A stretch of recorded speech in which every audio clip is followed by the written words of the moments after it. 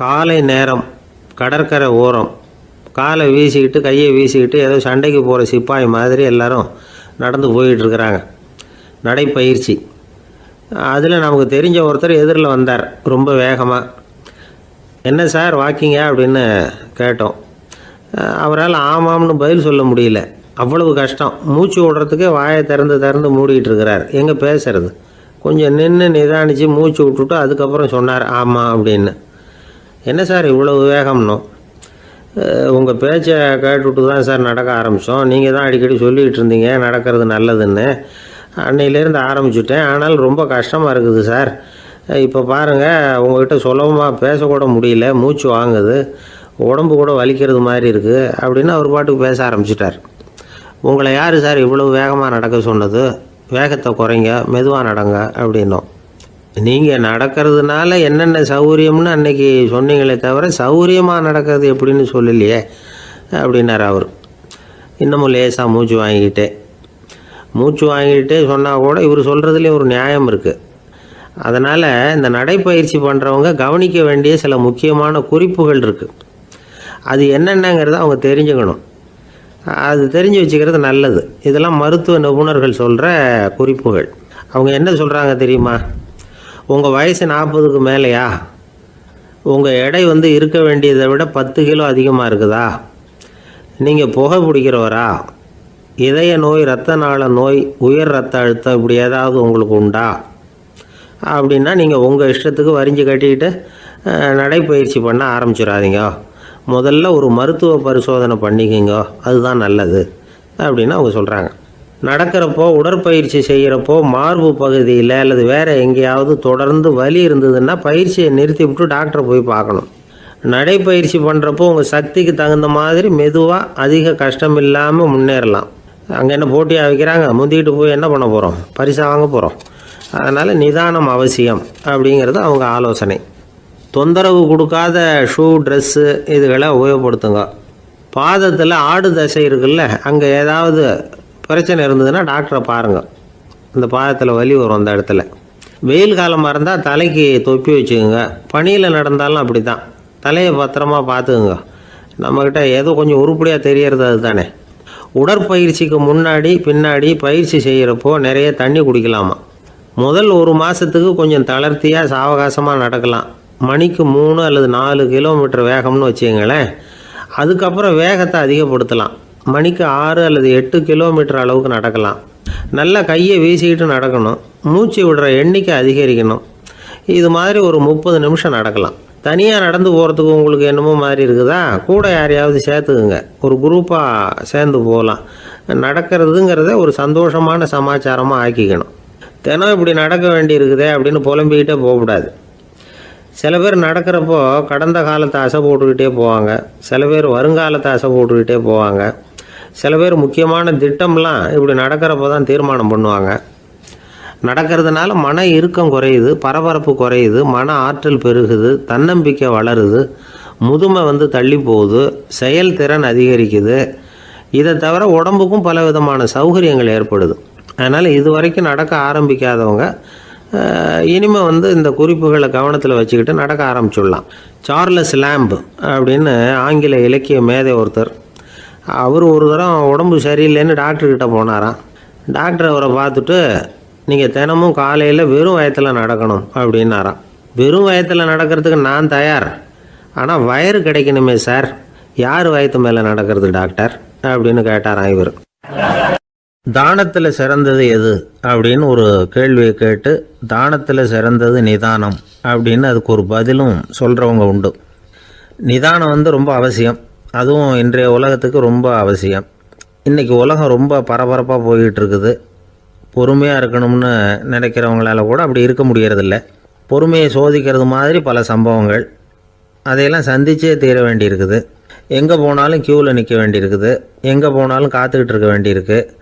ஆஃபீஸ்லேயோ வீட்லேயோ கூட நீங்கள் நிதானமாக பொறுமையாக நடந்துக்க தெரியலன்னா உங்களுக்கு சிடுமூஞ்சி, முசுடு இப்படிலாம் பேர் வச்சுருவாங்க. அது உங்களுக்கு தேவையா? சரி, வாழ்க்கையில் பொறுமைசாலின்னு பேர் வாங்கிறதுக்கு என்ன வழி? முதல் பாயிண்ட், நீங்கள் நினைக்கிறது, எதிர்பார்க்கறது, செய்கிறது எல்லாமே 100% கரெக்டாக நடக்கணும்னு ஆசைப்படக்கூடாது. எதுவாக இருந்தாலும் அதில் ஓரளவுக்கு தவறு நடக்கலாம் அப்படிங்கிறத எதிர்பார்த்தே இருக்கணும். ஓரளவுக்கு அதை அனுமதிக்கணும். ஒரு நண்பரை 6 மணிக்கு ஒரு இடத்துக்கு வர சொல்லியிருக்கிறீங்க. 6 மணிக்கு அவர் வரலை, உடனே பொறுமை இழந்து நடந்துக்கக்கூடாது. ஒரு 10 நிமிஷம் டிலே ஆகலாம். ஒரு வர்ற வழியில் பஸ்ஸு கூட ஏதாவது டிராஃபிக்கில் மாட்டியிருக்கலாம். அதெல்லாம் எதிர்பார்த்தே கொஞ்சம் காத்திருக்கிறதுல ஒன்றும் தப்பு இல்லை. சில சமயம் டிலே ஆகிறது கூட நல்லதாக முடியும். ஒரு பஸ்ஸை தவற விட்டுட்டு ஐயோ கொஞ்சம் ஒரு 2 நிமிஷம் முன்னாடி வந்திருந்தா பிடிச்சிருக்கலாமே அப்படின்னு தவிச்சிக்கிட்டு இருப்பாங்க சில பேர். அடுத்தபடியாக வர்ற பஸ்ஸு நேரடியாக நீங்கள் போக வேண்டிய இடத்துக்கே கொண்டு போய் விடுற பஸ்ஸாக கூட இருக்கலாம். அது உங்களுக்கு முன்னாடி தெரியாதுல்ல. சில நெருக்கடியான சூழ்நிலைகளை தமாஷா எடுத்துக்கிறதுக்கு பழகிக்கணும். சில இடங்களுக்கு போகிறப்ப காத்திருக்கிறதுக்கு நம்ம மனசை தயார்படுத்திக்கிட்டே போகணும். ஒரு ரயிலுக்கோ பஸ்ஸுக்கோ அல்லது விமானத்துக்கோ கப்பல் பிரயாணத்துக்கோ போகிறப்போ அங்கே போய் நீங்கள் மணிக்கணக்கில் கூட காத்துக்கிட்டு தான் இருக்கணும். புறப்படுற நேரம் கூட மாறலாம். நீங்கள் போய் சேர்ந்ததும் அது உடனே புறப்படணும்னு கட்டாயமாக என்ன? அது மாதிரி சமயத்தில் படிக்கிறதுக்குன்னு சில சுவாரஸ்யமான புத்தகங்களையும் கையில் எடுத்துக்கலாம். உங்களை சுற்றி எவ்வளவோ சுவாரஸ்யமான சம்பவங்கள் நடந்துக்கிட்டு இருக்குதுல்ல, அதையெல்லாம் வேடிக்கை பாருங்கள். எதுக்காக காத்துக்கிட்டு இருக்கிறோமோ அந்த காரியத்தில் உண்மையாகவே நமக்கு ஒரு அக்கறை இருந்தால் நமக்கு போர் அடிக்காது. சில கோயில்களில் பார்த்துருப்பீங்க, தரிசனத்துக்காக பக்தர்கள் நாள் கணக்கில் காத்துக்கிட்டு இருப்பாங்க. அவங்களெலாம் அழுத்துக்கிறது இல்லை. ஆண்டவனை தரிசிக்கணுங்கிற உண்மையான அக்கறை இருக்கிறதுனால அவங்களுக்கு போர் அடிக்கிறது இல்லை. ஆனால் சில சினிமா தியேட்டரில் கூட பார்க்கலாமே, சினிமா கியூ கூட அப்படி தான். சாயந்தரம் 6 மணி ஆட்டத்துக்கு காலம்பரம் 6 மணிக்கே போய் கூட காத்துக்கிட்டு இருப்பாங்க. அவங்களுக்கெல்லாம் போர் அடிக்காது, படம் பார்க்குற ஆர்வம். இன்னொரு முக்கியமான விஷயத்தை நாம் பழக்கப்படுத்திக்கணும். லிவ் ஃபார் தி மூமெண்ட் அப்படிங்கிறாங்க நிபுணர்கள். ரொம்ப பேர் எப்படின்னா அடுத்தபடியாக நடக்க போகிற விஷயத்திலேயே கவனமாக இருப்பாங்க. அந்த நினைப்புலேயே இந்த நிமிஷத்தை பொறுமை இல்லாமல் கழிப்பாங்க. ஒருத்தர் இருக்கார், அவர் எப்படின்னா ஆஃபீஸ் முடியறதுக்குள்ளேயே சார் 5 மணிக்கெல்லாம் ரெடியாக இருங்க, நாம் அந்த ஹோட்டலில் போய் டிஃபன் சாப்பிட்ணும் அப்படின்னு 4 மணிலேருந்து சொல்லிகிட்டு இருப்பார். 4:55 பரபரப்பாக ஓடி வருவார். 2 பேரும் புறப்படுவோம், ஹோட்டலுக்கு போவோம், சாப்பிட்டுக்கிட்டு இருப்போம். அப்படி சாப்பிட்டுட்டு இருக்கிறப்பே சார் சாப்பிட்டு முடித்ததும் நேராக ஒரு ஜவுளி கடைக்கு போகிறோம் அப்படிம்பார். பரபரக்க சாப்பிட்டு முடிப்பார், புறப்படுவார். ஜவுளி கடையில் அவசரமாக சீக்கிரம் பில் போடுங்க சார், சினிமாவுக்கு நேரம் ஆகிடும்பார். சினிமா தியேட்டரில் உட்காந்து அடுத்தபடியாக எங்கே டின்னர் சாப்பிட்றதுன்னு யோசனை பண்ணிகிட்டு இருப்பார். ராத்திரி படுக்கையில் விழுந்ததுக்கு அப்புறமும் நாளைக்கு காலையில் எழுந்திரிச்சதும் அதை பண்ணணும் இதை பண்ணணும்னு திட்டம் போட்டுக்கிட்டே இருப்பார். அதாவது எப்போவும் அடுத்த நிமிஷம், அடுத்த நாள், அடுத்த வாரம், அடுத்த வருஷம், இதுதான் அவங்க சிந்தனை. இந்த நிமிஷம் என்ஜாய்மெண்ட்டை அவங்க இழந்துடுறாங்களாம். அதனால தான் வாழ்நாள் பூரா பொறுமையின்மை, அவஸ்தை, அல்லல். அதனால் நாம் எல்லோரும் வாழ்க்கையில் நிதானமாக இருக்கிறதுக்கு கற்றுக்கணுமா. அதுக்காக இந்த நிதானத்துக்கு வேறு விதமான அர்த்தம் பண்ணிக்கக்கூடாது. ஒருத்தர் அப்படித்தான் ஒரு தடவை அவருடைய குதிரை காணாமல் போயிட்டு தான். அதுக்காக அவர் கவலைப்படலை, நிம்மதியாக இருந்தார், சந்தோஷமாக இருந்தார். என்ன சார் இது, உங்கள் குதிரை திருட்டு போயிட்டுதுங்கிறீங்க, நீங்கள் கவலைப்படாமல் இருக்கிறீங்களே அப்படின்னு கேட்டாங்களாம். அதுக்கு அவர் சொல்லியிருக்கார், நல்ல வேலை சார், கட்டியிருந்த குதிரை காணாமல் போயிருக்குது. நான் அது மேலே உட்காந்துருக்கிற சமயம் அது காணாமல் போயிருந்ததுன்னா, திருட்டு போயிருந்ததுன்னா நானும் சேர்ந்தில் காணாமல் போயிருப்பேன் அப்படின்னாராம். எவ்வளவு நிதானமான ஆள் பாருங்கள். அர்ஜுனன் கேட்ட கேள்விக்கெல்லாம் பகவான் கண்ணன் பதில் சொன்னார். அதுக்கு பேர் பகவத்கீதை. அதே மாதிரி உத்தவன் கேட்ட கேள்விக்கும் அவர் பதில் சொல்லியிருக்கிறார். அதுக்கு என்ன பேருனா உத்தவ கீதைன்னு பேர். அது சரி, உத்தவன்னா யார்? கண்ணனுக்கு சின்ன வயசுலேருந்தே தேர் ஓட்டிக்கிட்டு இருந்தவன் அவன் தான். குருஷேத்திர போர் முடிஞ்சது, அதர்மத்தை அழித்து தர்மத்தை நிலைநாட்டி தர்மனுக்கு முடிச்சு விட்டினார் கண்ணபிரான். அதுக்கப்புறம் துவாரகைக்கு திரும்பினார். தான் வந்த காரியம் முடிஞ்சது. அதனால் இளமையிலிருந்தே தனக்கு தேரோட்டியாக இருந்து வந்த உத்தவனை கூப்பிட்டார். இதை பாருப்பா, உனக்கு வேணுங்கிறத கேளுன்னார். அவன் தனக்குன்னு எதையும் கேட்குறதுக்கு ஆசைப்படலை. இருந்தாலும் கேள்வி கேட்குறதில்ல அவன் ரொம்ப கெட்டிக்காரன். அதனால் கேட்க ஆரம்பித்தான். பரந்தாமா, ராஜசூய யாகத்துக்கு தர்மனை கூப்பிட்டு தன்னுடைய அரண்மனையில் விருந்து வச்சான் துரியோதனை. அதுக்கப்புறம் சூதாட்டத்துக்கு கூப்பிட்டான். தர்மன் தோல்வி அடைகிற மாதிரி பண்ணிவிட்டான். நீங்கள் தான் முக்காலமும் உணர்ந்தவராச்சே, சூதாட்டத்தில் தர்மர் ஜெயிக்கிறது மாதிரி பண்ணியிருக்கக்கூடாதா? இந்த பகடைக்காயை உருட்டுறப்போ நீங்கள் எதிர்பார்த்தது விழற மாதிரி பண்ணியிருக்கலாமே. சரி, அதுதான் இல்லை. வேடிக்கை பார்த்துக்கிட்டு இருந்த பீமன், அர்ஜுனன், நகுலன், சகாதேவன் இவங்களையும் பணையம் வச்சு ஆடுறப்போவாவது காப்பாற்றிருக்கலாம். அதையும் நீங்கள் செய்யலை. பாவம் அந்த அவலை பொண்ணு ஒன்றும் புரியாத ஒன்றும் தெரியாத அந்த உன்னுடைய சகோதரி திரௌபதி அந்த பொண்ணை துச்சாதனன் இழுத்துக்கிட்டு துகில் உரிகிற கட்டத்தில் காப்பாற்றினியே, இது நியாயமா, முறையா, அறமா? இதுதான் உத்தவன் கேட்ட கேள்வி. இதுக்கு பரந்தாமன் பதில் சொல்கிறார்.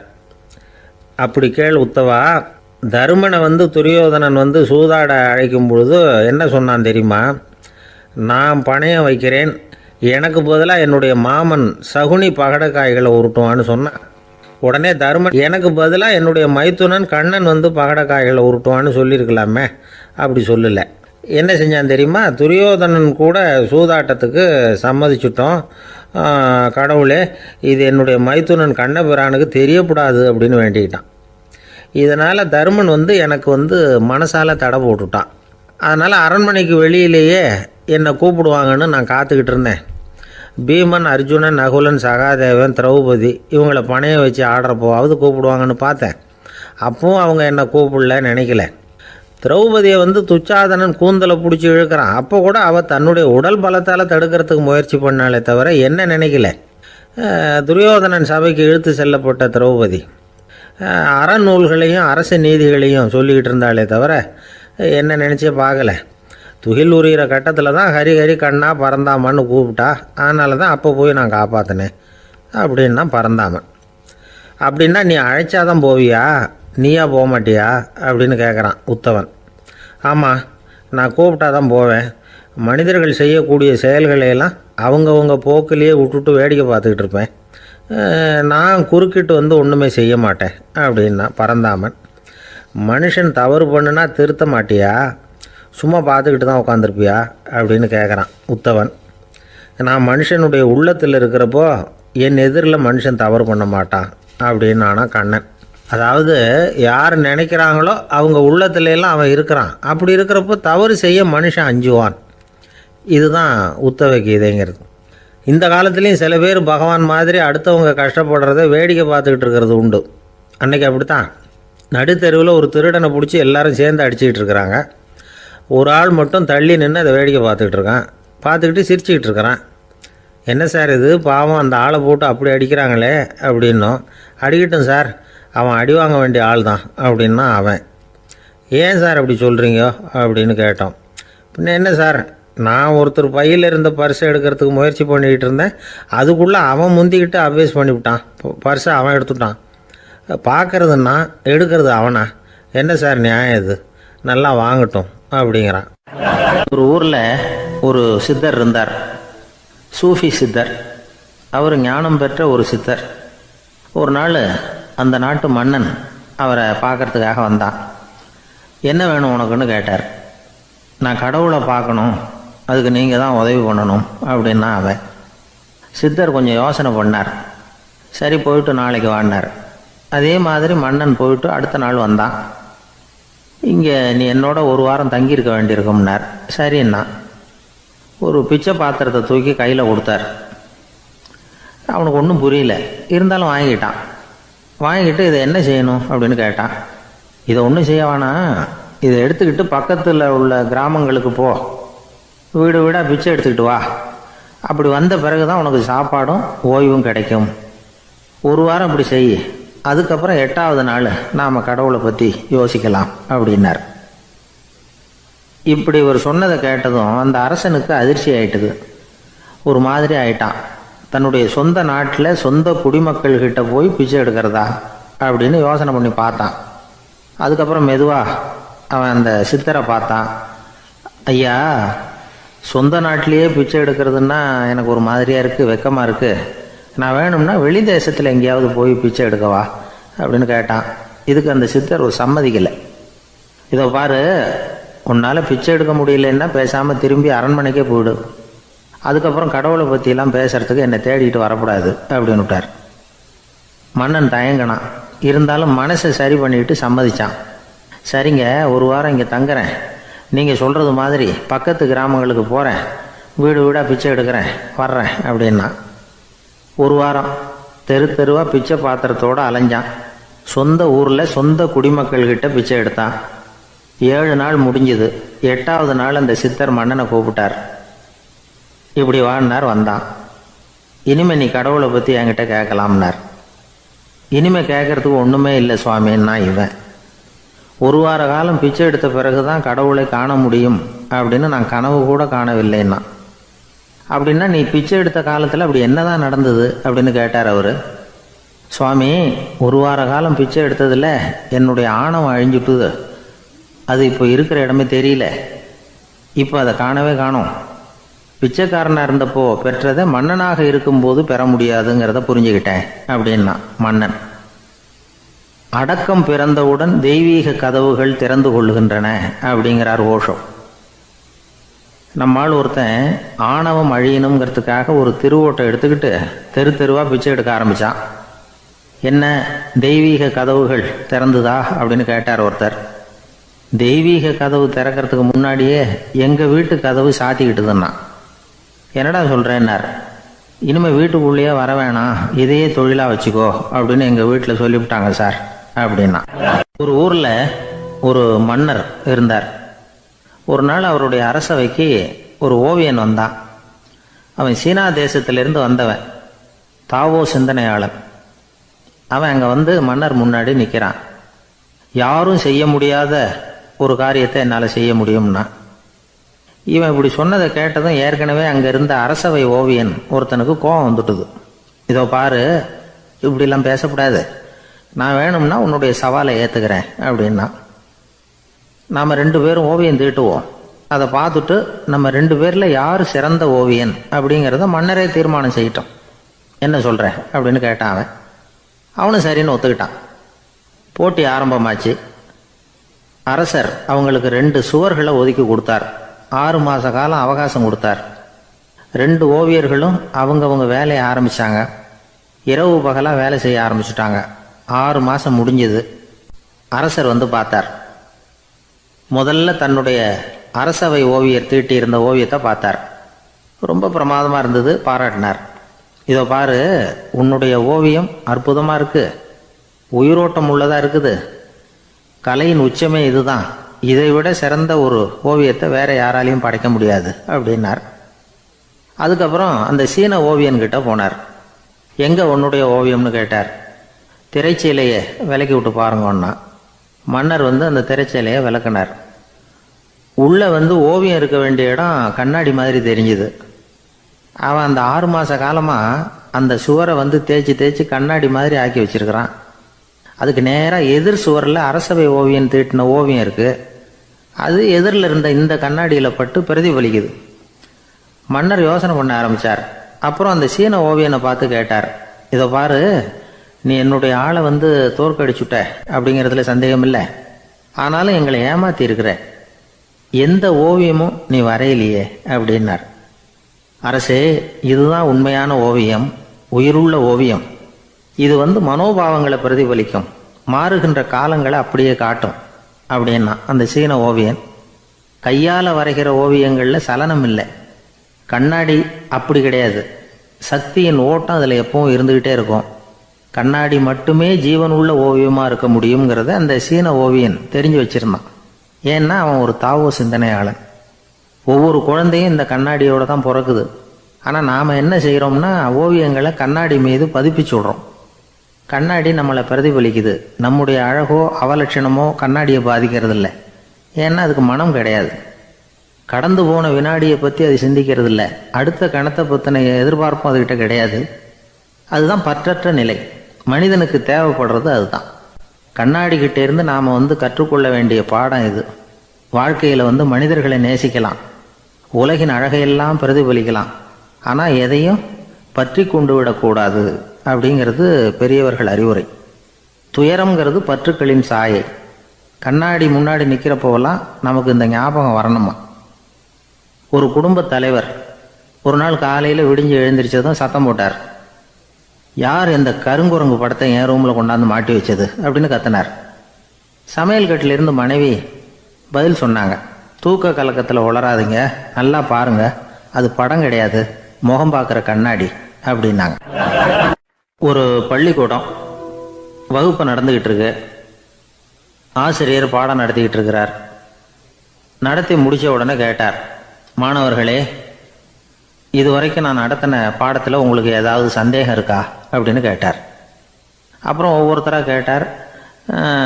ஒரு மாணவன் எழுந்திருச்சான். சார், எனக்கு சந்தேகம் எதுவுமே இல்லைன்னா. ஏன்னு கேட்டார். ஏன்னா எனக்கு நீங்கள் நடத்தின பாடம் தெளிவாக புரிஞ்சுட்டுது, அதனால் சந்தேகம் வரலன்னா. இன்னொரு மாணவன் எழுந்திருச்சான். சார், எனக்கும் சந்தேகம் எதுவும் இல்லைன்னா. ஏண்டான்னு கேட்டார். ஏன்னா எனக்கு நீங்கள் நடத்தின பாடம் எதுவுமே புரியல, அதனால் சந்தேகம் வரல அப்படின்னா. இந்த இடத்துல நாம் கொஞ்சம் சிந்திச்சு பார்க்கணும். இந்த உலகத்தில் எல்லாம் புரிஞ்ச ஒருத்தனுக்கும் சந்தேகம் வராது, எதுவுமே புரியாத ஒருத்தனுக்கும் சந்தேகம் வராது. அறகுறையாக புரிஞ்சுக்கிட்டவன் இருக்கான் பாருங்க, அவனுக்கு தான் அடிக்கடி சந்தேகம் வரும். ஆக மாணவர்களை இந்த 3 வகையாக பிரிக்கலாம். அதே மாதிரி தான் மனிதர்களையும் 3 வகையாக பிரிக்கிறாங்க ஆன்மீகவாதிகள். ஒரு ஆன்மீக பெரியவர் என்ன சொல்றார் தெரியுமா? இந்த உலகத்தில் 3 வகையான மனிதர்கள் இருக்கிறாங்களாம். முதல் வகை எப்படி தெரியுமா? இவங்களுக்கு எதையும் தெரிஞ்சுக்கணுங்கிற அவசியமே கிடையாது. ஏன்னா அவங்களுக்கு எல்லாமும் தெரியும். இவங்க ஞானத்தின் முழு வடிவாக இருக்கிற காரணத்தினால அவங்களுக்கு எந்த சந்தேகமும் இல்லை, எந்த கேள்விகளும் கிடையாது. இந்த நிலையில் இருக்கிறவன் கிருஷ்ணன். எல்லாத்துக்கும் விட தெரிஞ்சுக்கிட்ட நிலையில் அவன் விடையாக மாறிவிட்டான் அப்படின்னு சொல்லுவாங்க. 2வது நிலையில் இருக்கிறவன் அர்ஜுனன். இவனுக்கு எப்போ பார்த்தாலும் கேள்விதான், சந்தேகம்தான்.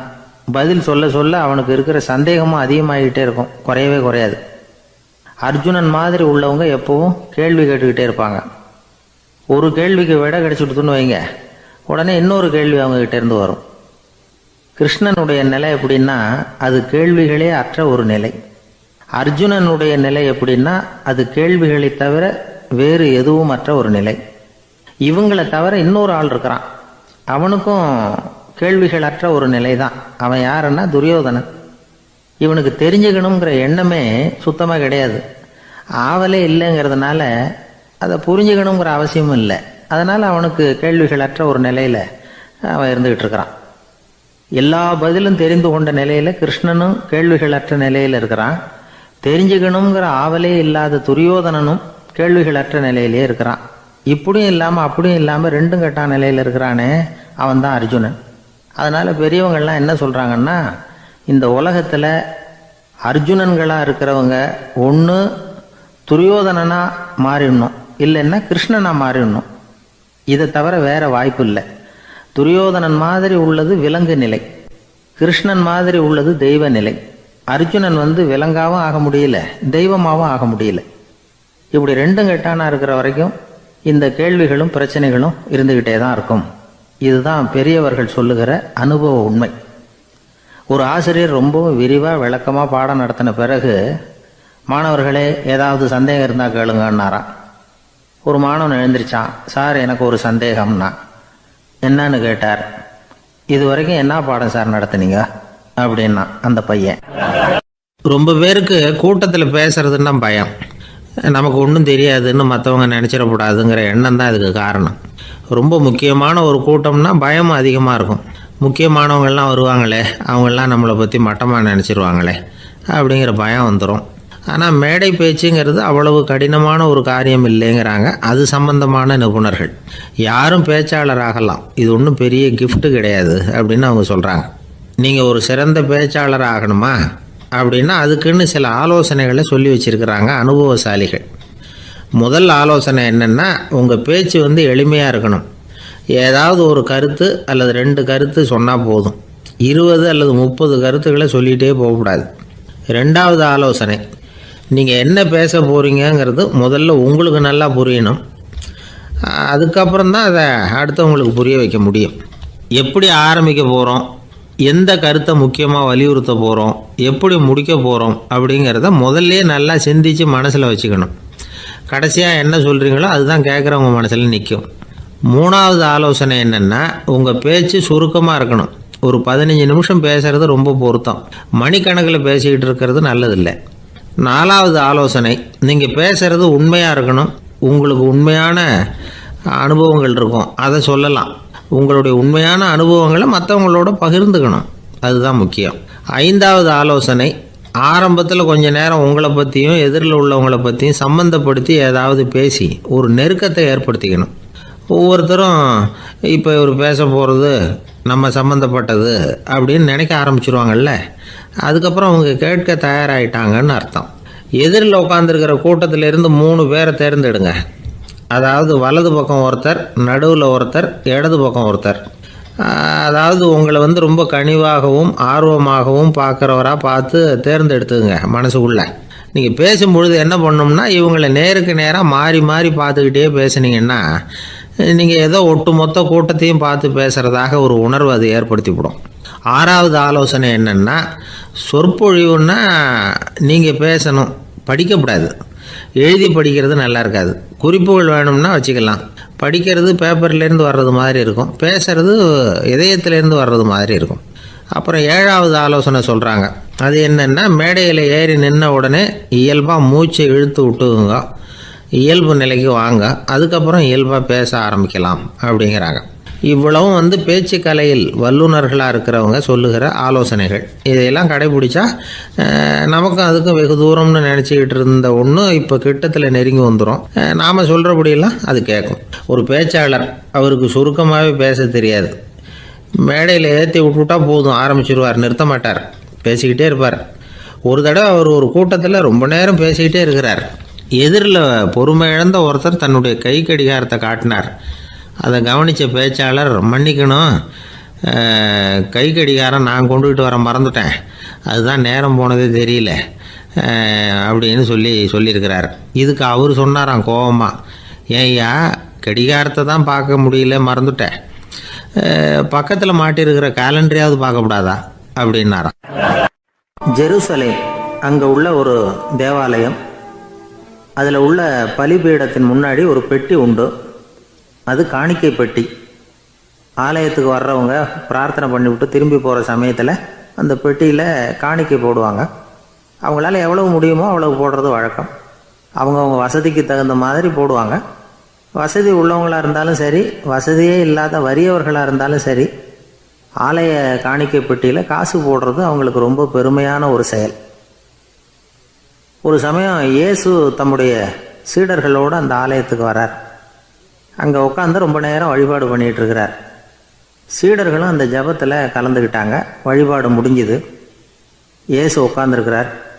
காணிக்கை பெட்டியில் காசு போடுறவங்கள கவனிக்கிறார். சீடர்களும் அதையே கவனிச்சுக்கிட்டு இருக்கிறாங்க. ரொம்ப பேர் வரிசையாக வந்தாங்க. அவங்களால முடிஞ்ச அளவுக்கு காசு போட்டுட்டு அவங்க பாட்டுக்கு போய்கிட்டு இருக்கிறாங்க. வசதியானவங்க நிறைய பேர் வந்தாங்க. அதுக்கு மத்தியில் வயசான ஒரு அம்மா, அவங்களும் காசு போட்டுட்டு போகிறாங்க. இப்போ இயேசு தன்னுடைய சீடர்கள் பக்கம் திரும்பினார். ஒரு கேள்வி கேட்டார். இப்போ இந்த காணிக்கை பெட்டியில் நிறைய பேர் காசு போட்டுட்டு போகிறத நீங்கள் கவனிச்சிங்க. இன்னைக்கு இந்த காணிக்கை பெட்டியில் ரொம்பவும் அதிகமாக காசு போட்டது யார் அப்படின்னு கேட்டார்.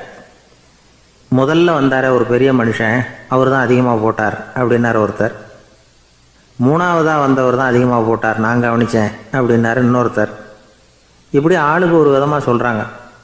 கடைசியாக இயேசு சொன்னாராம், இன்றைக்கு அந்த பெட்டியில் அதிகமாக காசு போட்டவங்க அந்த வயசான அம்மா தான் அப்படின்னாராம்.